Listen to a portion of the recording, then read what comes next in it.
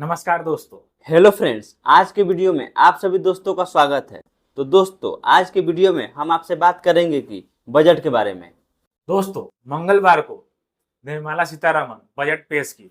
इसके साथ ही मंगलवार से ही सोशल मीडिया पर तरह तरह की बातें की चर्चा होने लगी, मीम्स वायरल होने लगे, क्योंकि इसमें एक मिडिल क्लास जो अपने खुद के बोझ से इतना दबा हुआ होता है, सोचा कि इस बार इस बजट में शायद उनको कुछ रिलीफ मिले, एटलीस्ट टैक्स में कुछ रिलीफ मिल जाए, जिसकी वजह से उनकी थोड़ी सी बोझ कम हो।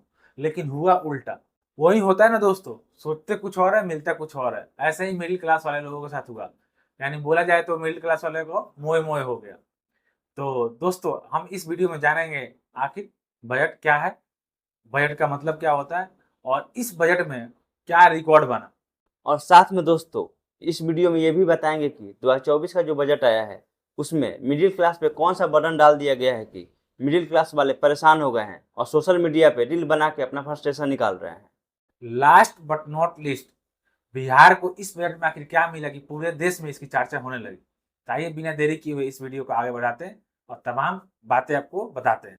और दोस्तों, अगर आप इस चैनल पर नए हैं तो चैनल को सब्सक्राइब करके वीडियो को लाइक जरूर कर दीजिएगा।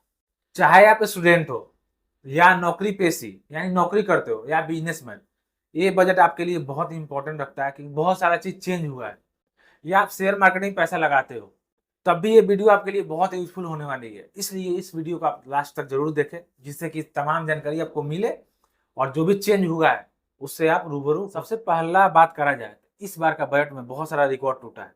एक रिकॉर्ड का बात किया जाए तो 2024-25 का जो बजट है, निर्मला सीतारमण ने पेश किया पार्लियामेंट में। इसके साथ ही उन्होंने 7 बार बजट पेश करने की रिकॉर्ड बन गया, क्योंकि वो लगातार 7 बार बजट पेश करती आ रही है।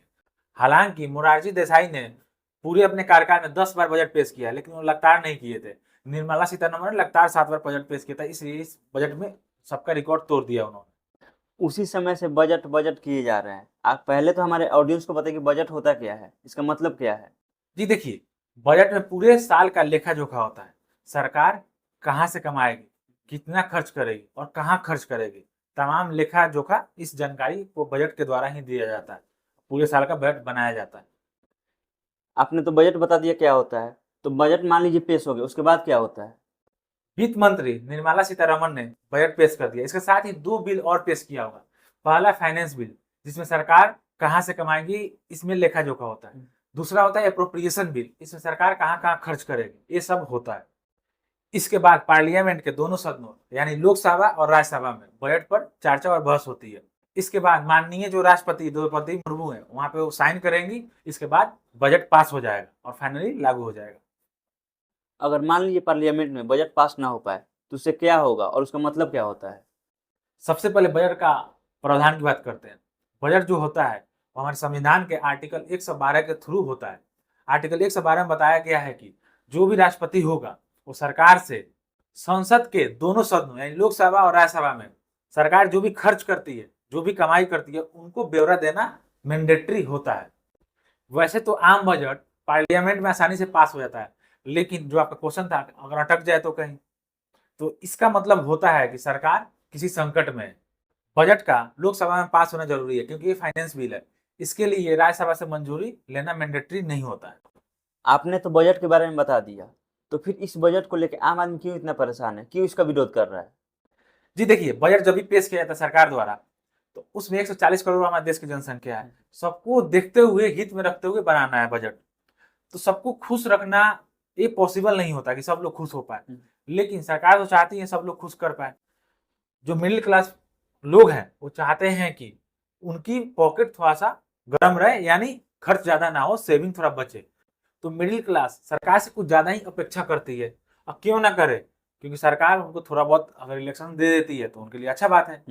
वहीं इस बार के बजट की बात करा जाए तो मिडिल क्लास अपेक्षा लगा के बैठ रहे थे शायद टैक्स में थोड़ी सी छूट मिलेगी, सीमा थोड़ा सा बढ़ा दिया जाएगा, लेकिन सरकार ने ऐसा नहीं किया। जो भी आम इंसान है, मिडिल क्लास फैमिली है, जो टैक्स पेमेंट करते हैं, वो सोच रहे थे कि एक सेक्शन 80C आता है इनकम टैक्स के अंतर्गत, उसमें 1.5 लाख की सीमा है। वो चाह रहे थे कुछ बढ़ा के एटलीस्ट 2 लाख 2.5 लाख कर दिया जाए, क्योंकि एक दशक से वो 1.5 लाख आते जा रहा है। वैसे ही होम लोन पे जो ब्याज देते हैं उसमें भी बढ़ोतरी नहीं किया गया। और साथ ही जो सैलरी से इनकम कमाते हैं यानी सैलरी क्लास के जो लोग हैं, वो सरकार से अपेक्षा कर रहे थे कि जो स्टैंडर्ड डिडक्शन मिलता है 50,000 का, उसका लिमिट बढ़ा के थोड़ा करा जाए। सरकार ने तो लिमिट बढ़ाई, लेकिन 75,000 कर दिया, मात्र 25,000 रुपया ही बढ़ाया।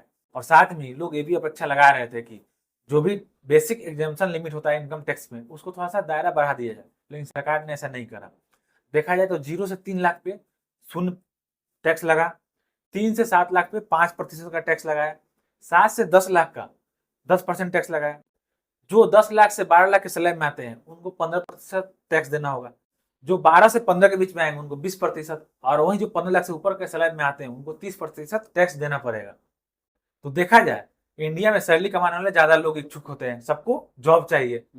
तो जैसे ही बजट पेश हुआ और देखा कि ज्यादा उनको छूट नहीं मिली है टैक्स में, वैसे ही सोशल मीडिया पर तरह तरह के मीम्स वायरल हो गए, तरह तरह के लोग कमेंट करने लगे। एक यूजर्स ने सोशल मीडिया पर ये तक कंपेरिजन कर डाला कि अगर आप 7 लाख कमाते हो, 7 लाख स्लैब में आते हो, 10% आपको टैक्स देना पड़ेगा। वही बीसीसीआई 17,000 करोड़ कमाती है, 0% टैक्स देना पड़ेगा। हालांकि ये दूसरा कहानी है, इस पर अगर बहस करेंगे तो बहुत लंबा वीडियो हो जाएगा। एक जो दूसरा यूजर सोशल मीडिया पे अपना फ्रस्ट्रेशन दूर करने के लिए एक ऐसे मीम्स डाला कि जो बीजेपी के मिडिल क्लास वाले वोटर्स हैं वो बोल रहे हैं कि थोड़ा और सह लेंगे, और क्या कर सकते हैं। एक ऐसे ही यूजर्स ने सोशल मीडिया पे कमेंट करा था कि मैं कितना पैसा कमाऊं जिससे कि मुझे बजट से फर्क ना पड़े, तो किसी ने कमेंट करके बताया 7 लाख से कम। जो सरकार ने नई टैक्स रिजीम की व्यवस्था दी है, अगर आप नए स्कीम के तहत रिटर्न अपना फाइल करते हैं तो 17,500 रुपए का बचत होगा टैक्स में। तो देखा जाए तो डेली का 48 रुपये बचेगा। तो जियो का रिचार्ज महंगा हो गया है तो आप वहां से भरपाई कर सकते हैं। गवर्नमेंट ने सोचा कि जियो का प्लान महंगा होता है, क्यों ना आपको कहीं से बचत कर दिया जाए, 48 रुपये डेली का सेविंग हो रहा है। तो जितना ही बढ़ा हुआ है, जियो ने पैसा बढ़ाया, आप वहां से सेविंग कर सकते हो। तो आपके हिसाब से गवर्नमेंट को किस हिसाब से टैक्स लागू करना चाहिए ताकि ज्यादा से ज्यादा लोग टैक्स भर पाए? जी देखिए, बहुत सारा चीज को सुधार कर सकते हैं, क्योंकि इंडिया में बहुत ज्यादा टैक्स है। चलिए आप इनकम टैक्स नहीं देते हैं, लेकिन जीएसटी तो देते हैं, कोई भी सामान खरीदते हैं। इवन आप सोचिए कि अगर आप अपना हेल्थ इंश्योरेंस पॉलिसी भी लेते हैं, उस पर भी जीएसटी लगता है। तो गवर्नमेंट को थोड़ा सा कम करना चाहिए, थोड़ी सी छूट की सीमा बढ़ाना चाहिए। जैसे एटीसी में थोड़ा सा ज्यादा बढ़ाना चाहिए, स्टैंडर्ड डिडक्शन ज्यादा बढ़ाना चाहिए, एक टैक्स रिजीम लाना चाहिए, दो tax regime, old regime, new regime करके लोगों को कंफ्यूज कर देते हो आप। ऐसा नहीं करना चाहिए। थोड़ा सा सुधार करोगे तो लोग ज्यादा टैक्स देंगे, तो ज्यादा कलेक्शन आएगा। अब वही ना, 1 रुपया 140 करोड़ लोग देगा तो 140 करोड़ का कलेक्शन हो जाएगा। लेकिन अगर एक एक रुपया अगर आप 10 लोगों से लीजिए, 10 रुपये ही कलेक्शन होगा। तो आपको थोड़ा सा बढ़ाइएगा, उसको तरफ जागरूकता लाइएगा, तो जरूर लोग सारे टैक्स देंगे। इस बजट से तो सैलरी एम्प्लॉय लोग तो दुखी थे ही, क्योंकि उनकी अपेक्षा पूरा नहीं हुआ। लेकिन जो शेयर मार्केट में पैसे लगाते थे या फिर जो सोशल मीडिया इन्फ्लुएंसर जो दिखाते थे वीडियो में कि वो कितना कितना पैसे छाप रहे हैं, वो भी दुखी हैं। तो सरकार ने ऐसा कौन सा बजट बना दिया ताकि वो भी दुखी हो गए हैं?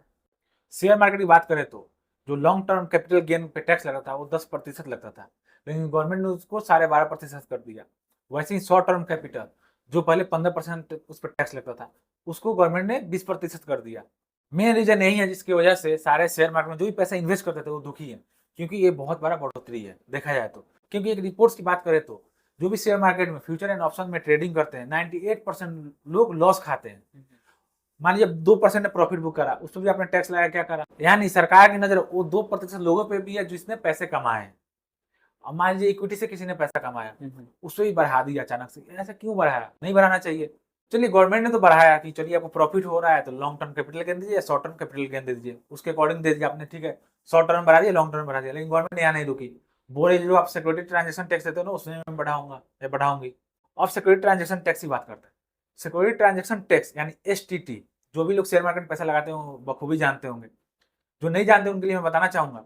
एसटीटी का मतलब ये होता है कि जब भी आप शेयर परचेज करते हैं या सेल करते हैं, इरेस्पेक्टिव ऑफ प्रॉफिट, यानी मान लीजिए मैंने टाटा मोटर्स का शेयर खरीदा 1 लाख रुपए का, 1 लाख पे मुझे एसटीटी देना पड़ेगा। मैंने सेल किया 2 लाख रुपए पे, तो 2 लाख रुपए मुझे एसटीटी देना पड़ेगा। तो इसको सिक्योरिटी ट्रांजेक्शन टैक्स बोलते हैं। इस पर भी गवर्नमेंट ने बढ़ोतरी कर दी है, जिसकी वजह से लोग काफी नाराज दिख रहे हैं। अब नाराज इसलिए लोग दिख रहे हैं क्योंकि सैलरी कमाया, वहां पे टैक्स की छूट ना दिया, वहां पे टैक्स दिया। मैंने कुछ सामान खरीदा, उस पर जीएसटी दिया। मैंने कोई इंश्योरेंस लिया, उस पर जीएसटी लगा दिए। मैंने अपने बच्चों की पढ़ाई दिया, पढ़वाया, उस पर जो चार्जेस लगे, ट्यूशन फीस लगा, उस पर भी जीएसटी ले लिया गवर्नमेंट ने। और मैंने कुछ सेविंग बच गया, शेयर मार्केट में पैसा कमा, सोचा कि 2 पैसा बचा लूंगा, उस पर भी गवर्नमेंट ने टैक्स लगा दिया। तो जब कोई भी लोग शेयर मार्केट से पैसा प्रॉफिट बुक करते हैं तो गवर्नमेंट बोलती है अकेले प्रॉफिट मत ले जाओ, मुझे लाओ, लॉन्ग टर्म कैपिटल या शॉर्ट टर्म कैपिटल गेन के रूप में मुझे भी दो। यानी स्लीपिंग पार्टनर के रूप में काम करती है गवर्नमेंट। लेकिन जब लॉस करते हैं तो क्या देती है, तो फिर गवर्नमेंट को पैसा देना चाहिए। चाहिए। गवर्नमेंट बोलती सेटअप कर लो, इसके अलावा कुछ नहीं मिल सकता तुम्हें। तो लोगों का यही क्वेश्चन है कि ठीक है, रिस्क मेरा, पैसा मेरा, मैंने पैसे कमाए, ठीक है, तुमने पैसा तो ले लिया, टैक्स के रूप में ले लिया, लेकिन इतना लोग ही काम चल जाए। सिक्योरिटी ट्रांजेक्शन टैक्स के थ्रू गवर्नमेंट 1500 करोड़ रुपया कमाती थी, लेकिन जैसे ही ये नया सिक्योरिटी ट्रांजेक्शन टैक्स में बढ़ोतरी किया गया, अब इसके थ्रू गवर्नमेंट 2500 करोड़ रुपया कमाएगी। आप सोच सकते हो 70% से ज्यादा वृद्धि हुआ है। इस बजट में केंद्र सरकार ने बिहार को ऐसा कौन सा सौगात दे दिया है कि बिहार का पूरा देश में चर्चा चल रहा है? केंद्रीय वित्त मंत्री निर्मला सीतारमण ने इस बार बिहार को एक सौगात दिया।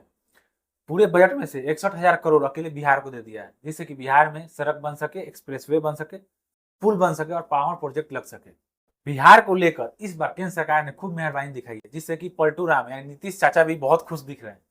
बिहार को इतना बड़ा सौगात मिला है, नीतीश चाचा यानी पलटू राम वही पुल बनाएंगे ना जो 15 दिन में ढह जाता है, पूरा पैसा बर्बाद हो जाता है, फिर केंद्र से मिल जाता है।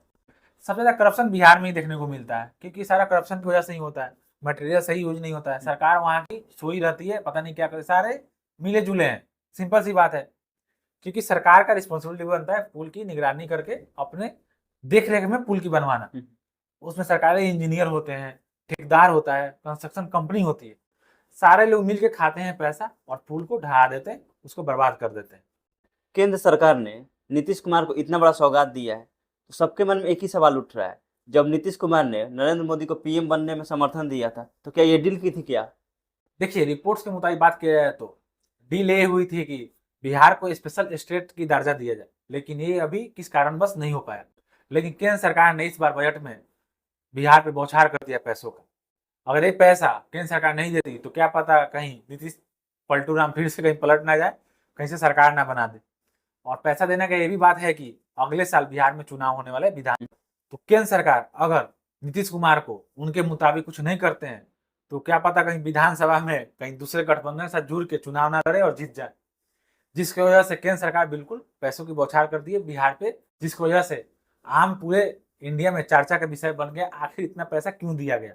देखा जाए तो लोकसभा 2024 का जब रिजल्ट आया था, उस टाइम बीजेपी मेजोरिटी नहीं बना पाई थी, जिसकी वजह से गवर्नमेंट बनाने में प्रॉब्लम खड़ी हो गई थी। लग रहा था कि शायद बीजेपी अपना गवर्नमेंट ना बना पाए। इसी वजह से तमिलनाडु के चंद्रबाबू नायडू ने और नीतीश जी ने दोनों ने समर्थन दिया, जिसकी वजह से बीजेपी की गवर्नमेंट बनी। तमिलनाडु को भी अच्छा उपहार 15,000 करोड़ रुपए का पैकेज दिया गया है, और बिहार को मैंने बताया ही कितना पैकेज दिया है। तो दोस्तों, आपको क्या लगता है, बिहार को इतना पैसा केंद्र सरकार ने दिया तो क्या वैसे ही पुल बनाया जाएगा जैसे ढहते आ रहा है? जरूर कमेंट करके बताना। और दोस्तों, क्या इस बजट से आपको क्या लगता है गवर्नमेंट और चीज में सुधार कर सकती थी? आप जरूर कमेंट करना। और दोस्तों, अगर ये वीडियो आपको अच्छी लगी हो तो अपने दोस्तों के साथ जरूर शेयर करो। और दोस्तों, साथ में प्लीज सब्सक्राइब जरूर करना। अब मिलते हैं ऐसे ही धमाकेदार वीडियो में, तब तक के लिए अपना रखिए ध्यान। जय जय हिंद।